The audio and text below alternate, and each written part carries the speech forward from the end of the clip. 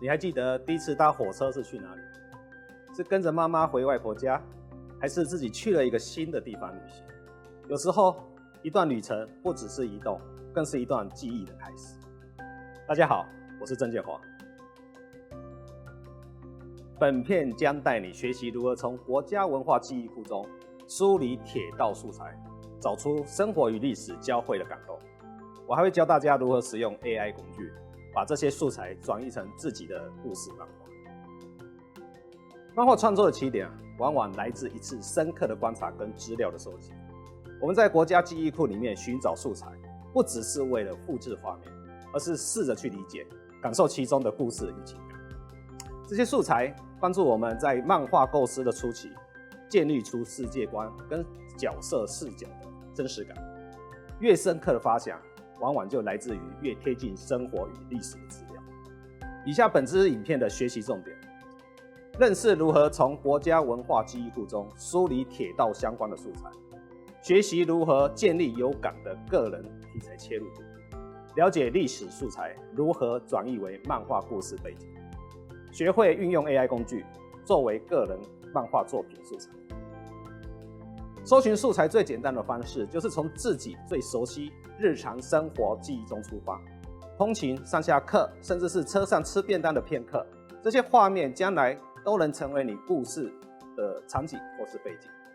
我们试着从国家文化记忆库中搜寻一些简单的关键字，例如台铁、便当、火车站等关键字，就能找到相关的素材。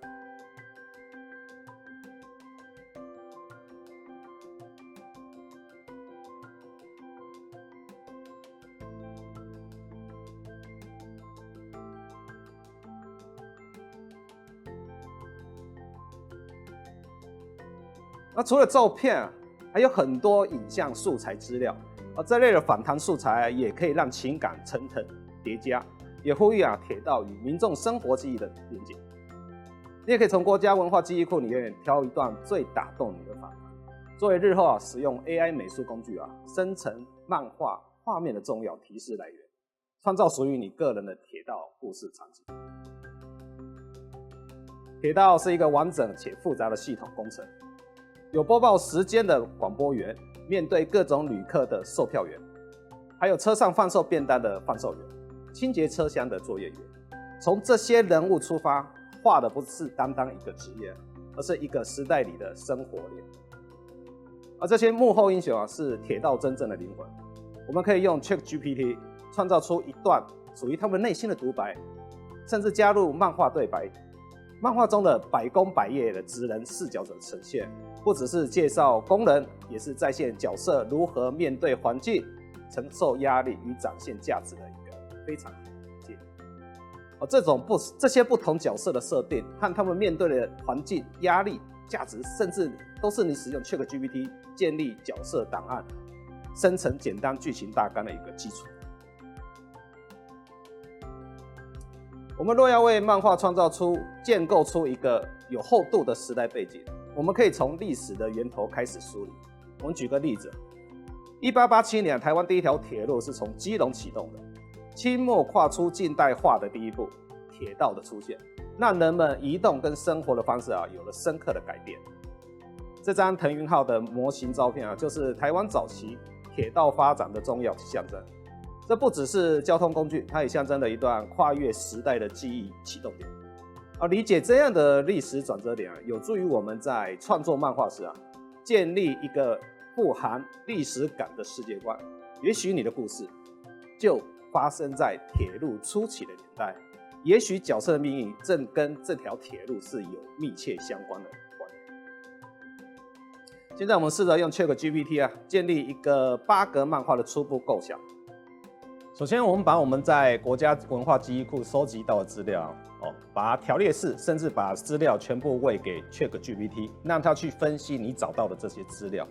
然后找到这些资料呢，我们甚至要给它一个元素，就是整理以上所有的内容，然后编写一个包含台铁、便当、火车站、车长这些元素的漫画故事，然后甚至带点感性，大约8格的漫画的画面。因为你必须给 ChatGPT 一个限制，它才有办法从你的限制当中去理出你所需要的资料。当然，它这些故事出来之后呢，我们也不是完全可以采用。你可以针对某一格或是某一段画面的文字叙述，你再到它里面的提示栏里面，你可以直接再请它再继续做修正。甚至你觉得这段故事做得不好，你也可以再把它这段故事提取出来，重新请 ChatGPT 重新再帮你编一次。好，这个可以不断去反复。反复到一定的程度之后呢，你确定说这8格的画面或是这8格的资料是你所需要的，那我们可以再进行下一步了。下一步我们就开始请 ChatGPT 依据这8格的故事设计这个故事里面所有的人物，然后请他把设定给列出来。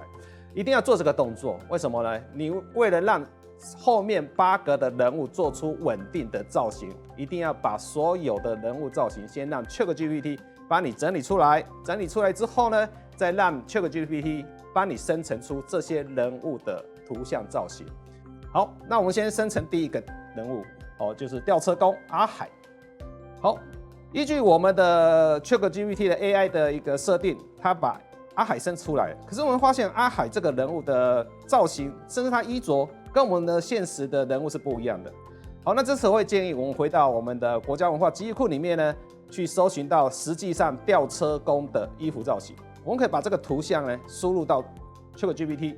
然后呢，请他依据这个图像的吊车工的衣着重新把我们的人物设定重新再生成一次。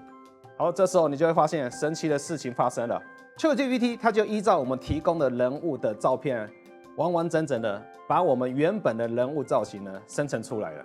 甚至除了人物之外呢，我们也可以怎样，请它输出所有在这个场景里面所需要的场景、资料、物件。因为有些物件我们必须要有一些考据，那这些考据一样可以回到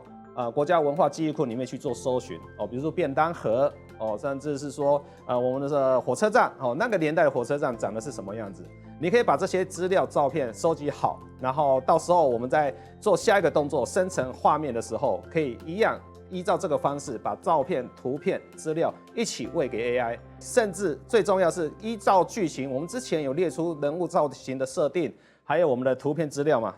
那这边会建议你把图片资料还有人物设定的造型一起喂给 AI。这样它会比较容易生出我们比较符合我们画面所需要的元素。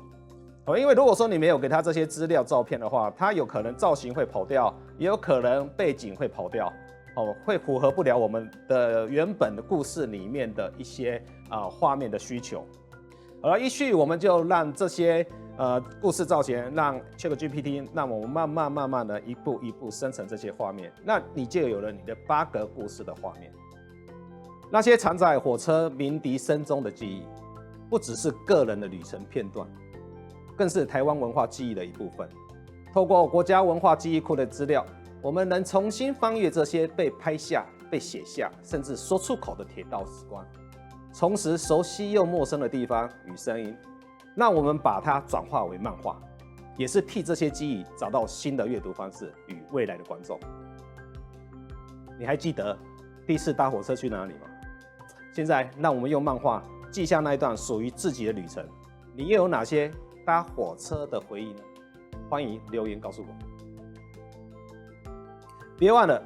前往国家文化记忆库里，搜寻本支影片所提到的每个关键字，挑选3到5张你最有感的素材，并且生成一段4格漫画，以及3个对应漫画内的人物角色。记得要帮每个角色撰写一段简要的角色设定，甚至描述他的背景、性格跟铁道的关联。下一支影片我们将一起创作属于出你的铁道漫画。